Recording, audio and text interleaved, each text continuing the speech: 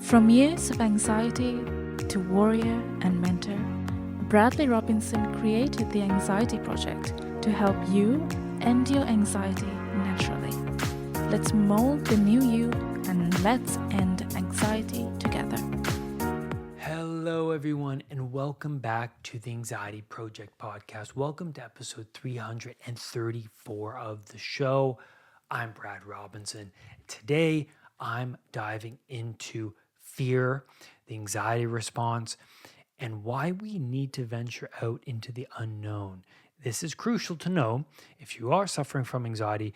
If, say, something random like a job interview or say death of a loved one, sickness, accident, on all levels. Like you're going through your day with a certain frame that you're inhabiting, and all of a sudden the snake of the underworld pops up, and you go, "Oh my God, I didn't see that." It's the existential conundrum where you put the rat in a environment, it becomes comfortable, you shock the rat, and the rat realizes, oh yeah, this place that I thought was comfortable isn't, and now I got to deal with this unknown thing. I love the existentialists the most. I think they've got it down, that we are living and swimming out in an ocean. We become comfortable in pockets, and then the snake of the underworld will pop up, and you will then be shocked out of your frame for a moment and have to reorient yourself. And maybe if you're lucky, you become comfortable again for a moment, and then, well, soldier on throughout life. Now, for me, I tend to become comfortable in certain pockets of my life, and then I lose a bit of that meaning. Now, I've gained a lot of meaning over the past 15 months. You may or may not know, I have a son now. He's just hitting 15 months, and there's a lot of meaning because it's a struggle. I had to reorient a lot of myself. I had to lose myself, the capital S self, because I didn't realize how much I was attending to myself until I had a baby. Even though I was meditating, I was thinking, oh, I'm a guru, I'm a podcaster, I'm a coach, I'm helping people. And then all of a sudden James is born, and it's like, oh my God, yeah, I'm spending money here that I shouldn't be spending money on, and I'm doing this habit that I need to kind of break, and I can't meditate at this time because I have to tend to this thing, and my routine was uplifted. But I've learned to maintain a balance in a lot of ways. I've learned to maintain I would wake up at the same time every day, and that helped. Even through his newborn phase and all of that, I would still get up at 5 o'clock, and it really did help me, even though I was up all night and tired and exhausted. And I'm proud of that. I'm proud of sticking to a diet, a strict carnivore diet, helped me, and going to the gym, exercising, that helped me a lot. So I had to take all of these different habits that I was doing and cement them into solid segments where I can get the stuff in that I need to maintain my mental health and awareness and peace of mind, because I feel like if I'm not exercising, I get angry. Demons come out, and they come out all the time. And especially when I was tired a lot during the newborn phases, I was angry.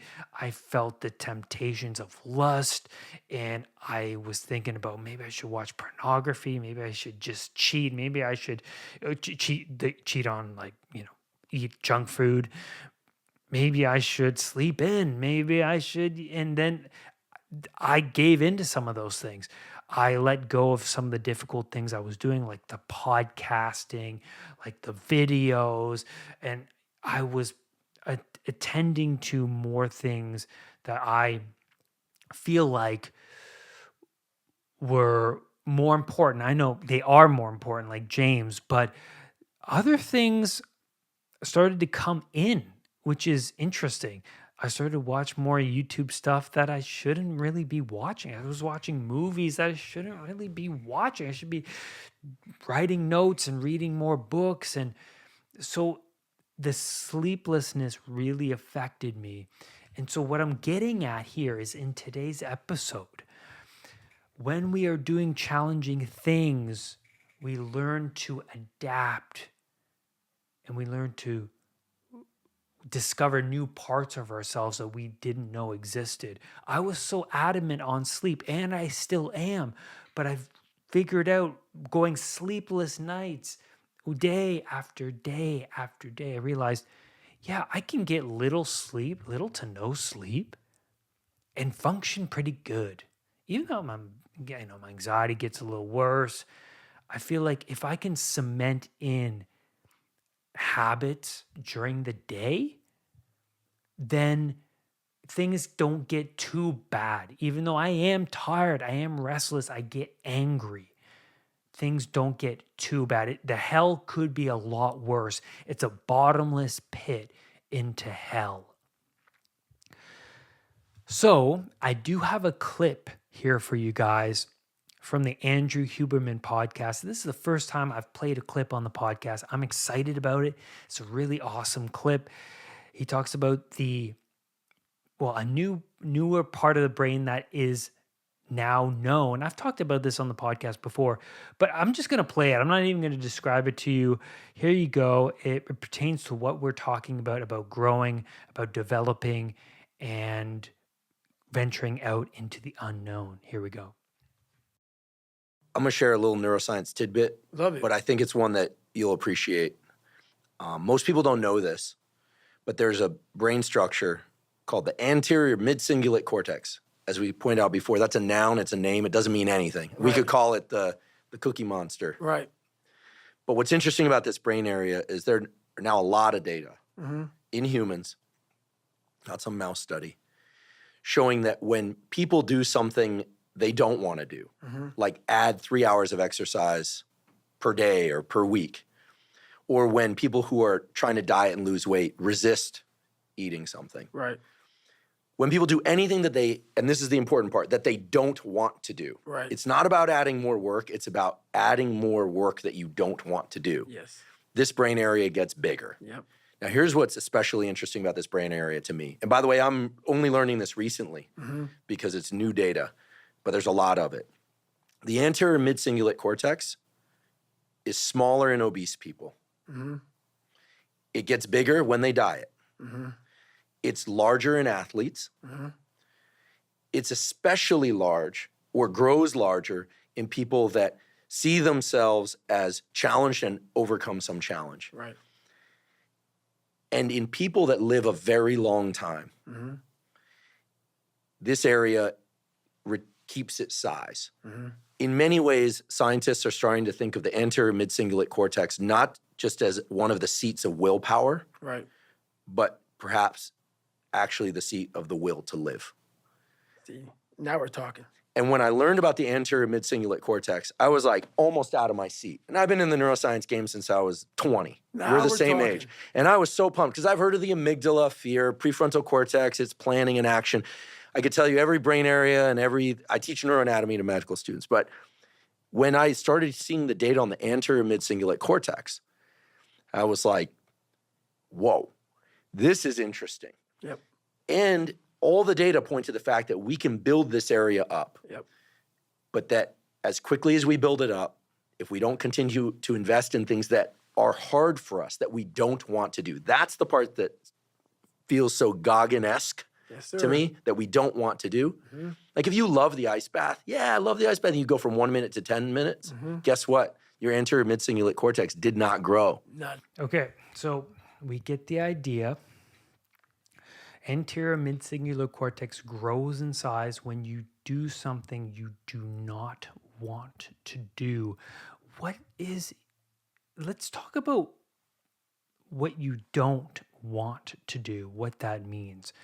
You approach something that voluntarily, you decide to do it, even though you don't want to, obviously, and you're not fear response, but it's the same circuitry. It's the threat detection system that activates caution, dread. But what's important about this is that when you go out into the unknown and you know that you're going out there, your brain operates differently than when you are just doing your day-to-day thing and then something random and unexpected happens. Now, the anxiety you feel when that happens isn't proportionate to the event itself. So if you stub your toe, minor thing happens, not so novel, you just walked into something, but you on the highway going to work, and then someone hits your car, and then all of a sudden all these snakes pop up. Now I can't get to work. Now there's damage on your car. Who's this person that hit me? Maybe they're a dimwit because they don't know what they're doing. Now I got to deal with that. When am I going to get my car back? Because I have kids or I have to go to work the next day. How, like, all of these things will generate. And so now you have to operate in that sphere. Now that's a random event occurring. When you do something voluntarily, the exploratory circuits activate, meaning that when you're going into the dragon's lair, you have a frame that you operate by, knowing that you're going to gain some treasure as a consequence of walking through the entrance. Now, this changed things for me when I was forced to get needles when I was a kid. Forced, with whatever that means. Not really doing it, because I knew the reason to do it. I was the feeling of, oh my God, I'm being dragged to this place to get a needle. And my fear of needles was strong for a long time until of recent years. And that's because I know the reasoning to do it. I feel, oh, I'm getting a needle because it's such and such a benefit to me. I'm, trying to get blood work done so I can see where I can improve mineral wise, and maybe I can change something of my diet, whatever. So I have this reasoning. But a lot of us, we don't attach a reason to doing some things we don't want to do. Sometimes we forget. And then when we forget, that's when the motivation, that's when we fall backwards and we set the alarm later on into the day. And I'm guilty of that. But when we continuously remind ourselves, and we need to clear the noise from the TV, the phone, the podcasts, and sit with ourselves and say, okay, where do I need to go exactly? Why am I doing this? What am I avoiding that I need to attend to? And then you will start to generate the answers and the pathway to this thing.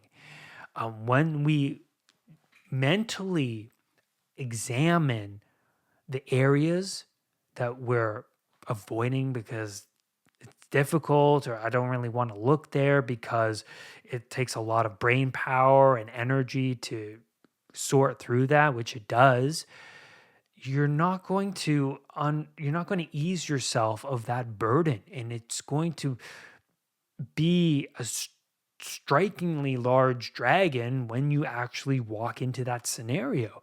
Like for me, to overcome the needle phobia, I was sitting and thinking about the experience, what it would be like to go through it, to have it done, to leave. What am I going to feel like afterwards, that, now that it's over? I was watching YouTube videos of people getting blood drawn, and I was watching it, and I realized after a few times, I started to be comfortable with it. At first, I was like, a little bit of disgust, avoidance, but I knew this is what I need to do. And I felt different doing it. So the fact that I was typing it in and going towards this anxiety, it lessened because I had a goal, I had a vision in mind of where exactly I need to go. The amygdala starts to calm down, starts to relax. And it does this through repeated exposure. And how you talk to yourself is really important too. During what would you say, during the needle experiences I had where I was really anxious, I was talking to myself thinking, well, this is a challenge for me. If such and such happens, then it will happen. I need to confront the dragon. I don't want to be avoiding this thing throughout my whole life. And the experiences were easy. You know, after it was over, I was like, man, that wasn't so bad, even though I was anxious through them. Now, this is called systematic desensitization, which means you expose yourself incrementally to the thing rather, that is causing you some anxiety. Now, I do this with some of my clients where they have a performance, they have a talk, they want to confront somebody about an issue that they feel anxious about. What if this person doesn't like me or throws a fit? I walk them through that visually in their mind. I get them to sit, close their eyes, and I walk them through the scenario that's making them anxious, how they would like it to go, what they do, what their self-talk is like, how they want to look, feel, act. And at the end of that experience, what do they look like walking out? Or now that the conversation or the experience is over, how do they feel? What's the self-talk like after? Oh, I'm proud of myself. Even though I was anxious, I still managed and still feel pretty good. And I got through it and I'm a little bit stronger and braver than I was. That's great. Perfect. You did it. So Andrew Huberman, whom I really like, by the way, he is talking about this anterior mid-cingulate cortex growing in size when we do things we don't want to do. And the will to live is associated with this growth, overcoming challenges. We stay in a certain comfort zone. We unconsciously drive ourselves into more chaos, which is interesting. I want to be comfortable. I want all the cake and all the pleasurable things of porn, alcohol, weed, women, whatever. But we unconsciously drive ourselves into more despair. It's not the answer. The self is not the answer. We have to pursue something higher than the self. This is something I've greatly realized within the past 15 months. Having James and realizing all the stuff I was doing before is coming into this new chapter of my life, I need to let go of. I have a baby now. And it's like, oh my God, I didn't realize how much I was putting myself up. So what do I need to do to let go of this self? I need to sacrifice things that I'm holding on to. Christ says this, right? With the rich man in the desert. The rich man is like, I'm doing a lot of things, in my life, and making sacrifices, and I have some disciplines and such, and now I'm still looking for more meaning. And Christ says, well, you have to give up everything and follow me. Give up everything. Are we willing to give up ourselves in pursuit of something higher?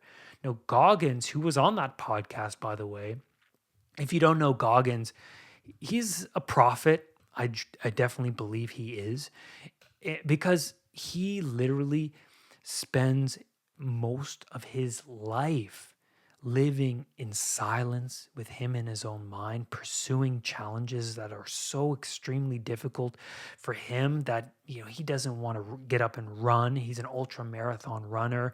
He's just ran 200 miles up in the mountains, and with knees that are insanely broken and in pain, and he's doing all of these endurance feats that I find to be extremely incredible. Like, I don't even know what to describe it. It's so far beyond my understanding. I don't know what to say. But anyways, he understands that we have to pursue difficulty in order to better understand ourselves and our mind. Our mind is trying to cling on to things, the material world, so much. But the more you strip that away, the more you will find God. I truly believe this. In Notes from Underground, a book by Fyodor Dostoevsky, he says that if you give people everything that they want, they're bathing in hot bubbles of bliss and munching on the most delicious treats and foods that they could ever imagine, and engaging in the most pleasurable acts known to humankind, they would unconsciously burn it down so that something interesting can happen. Now but that novelty, what's so interesting about something like addiction, is that it's going to leave you without meaning because it's not difficult. It's easy. When we do difficult things, like we get up early, we go to the gym, we go for a run, we confront traumatic events, we sit down, we write out goals and map out our lives. And like Huberman says, we go on a diet, doing something that is so beyond us. Why do we do it? Why?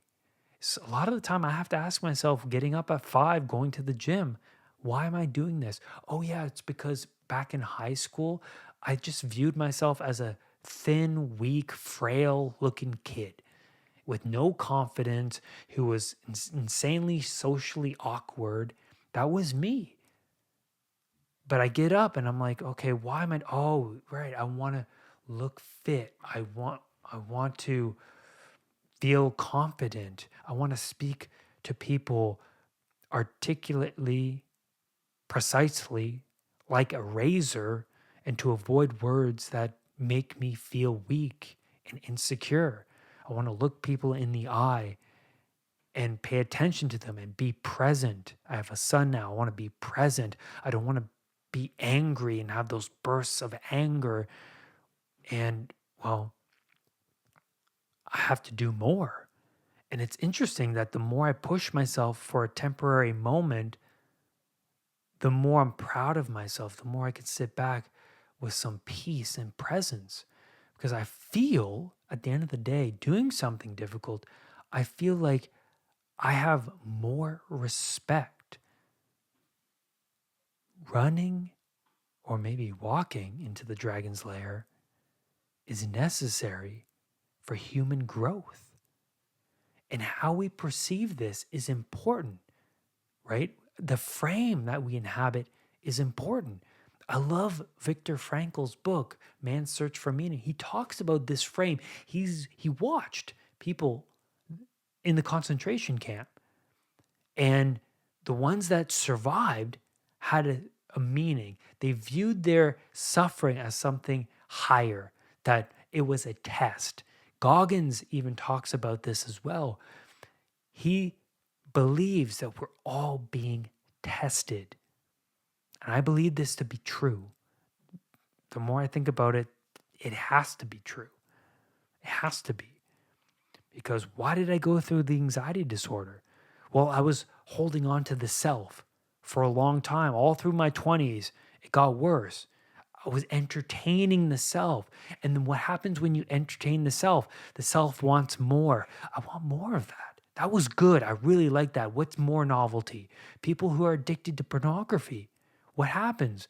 Well, the videos are good, but you get used to the videos and your tolerance to the videos, it stays stagnant, and you want to reach towards the novelty just lurking outside of the fog of your comfort zone, because what you now watch, what you now engage in becomes comfortable, and then we keep going and we destroy ourselves slowly and slowly and then quickly because it starts to get more intense. The brain wants more of what's stimulating.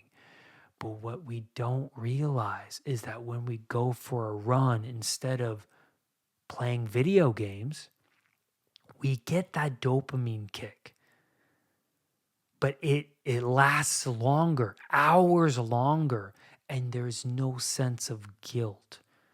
You sit and play a video game, you feel pretty good, you're stimulated, you're pursuing goals within the video game. But what happens when the video game shuts off and it's just you looking in the mirror, you without a girlfriend, you looking scruffy and withered, and you've aged? There's something haunting about that. I feel haunted right now because of the things that I'm not pursuing.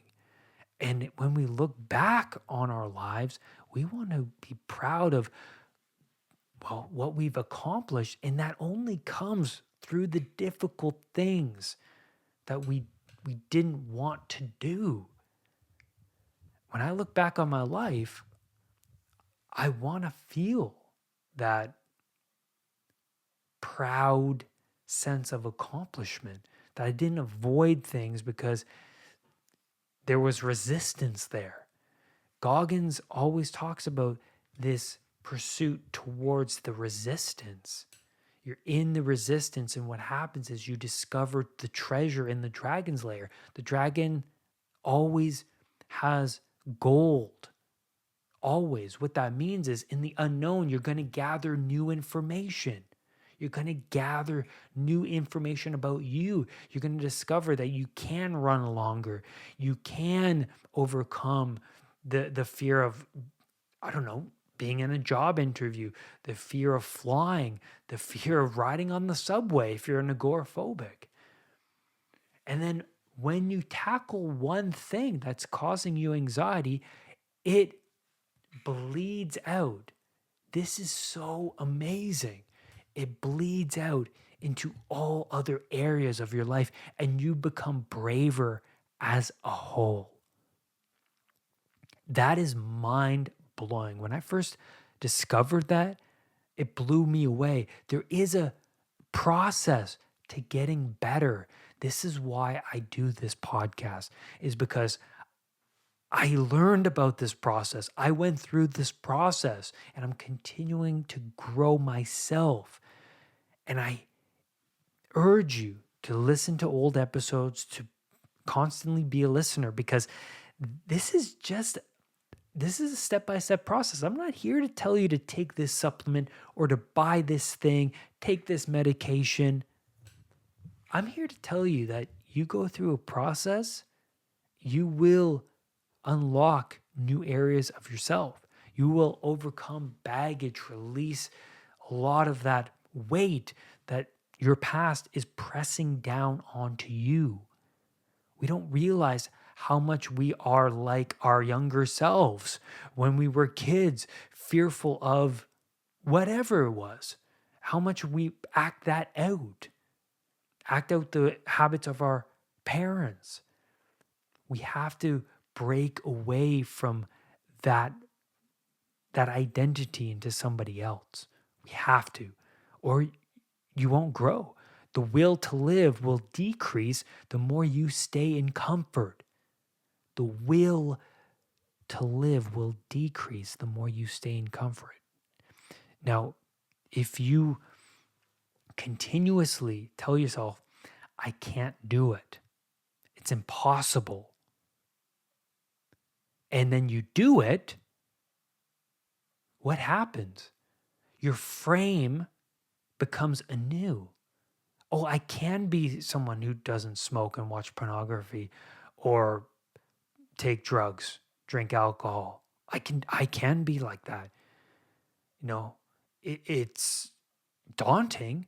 And I remember my younger self 6+ years ago when I was watching pornography and I come across this man on YouTube. Oh, my age, my age. Oh, I'm going 500 days without pornography and masturbation. I was like, what? You can not watch pornography?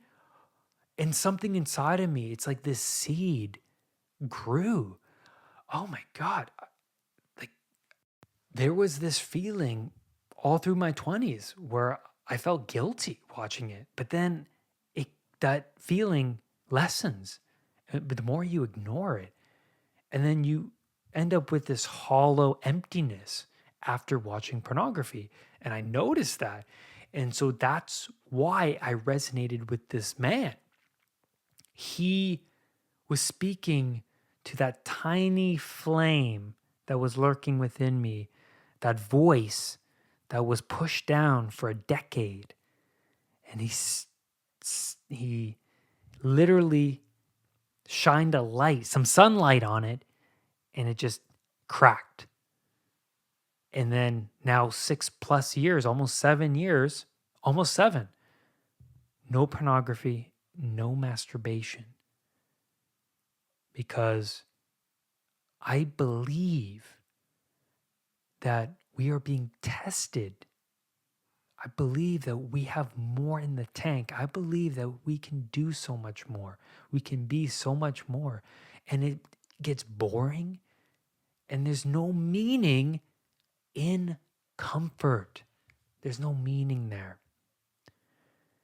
And that's where I'm going to leave you, everyone, on today's episode. I'm really excited to be here. Thank you, everyone, for being a supporter of the show and being patient with me.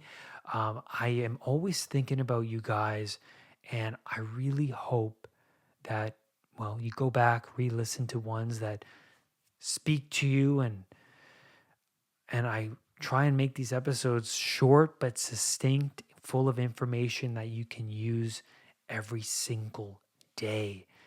I love you all. Thank you. God bless, and rise above anxiety.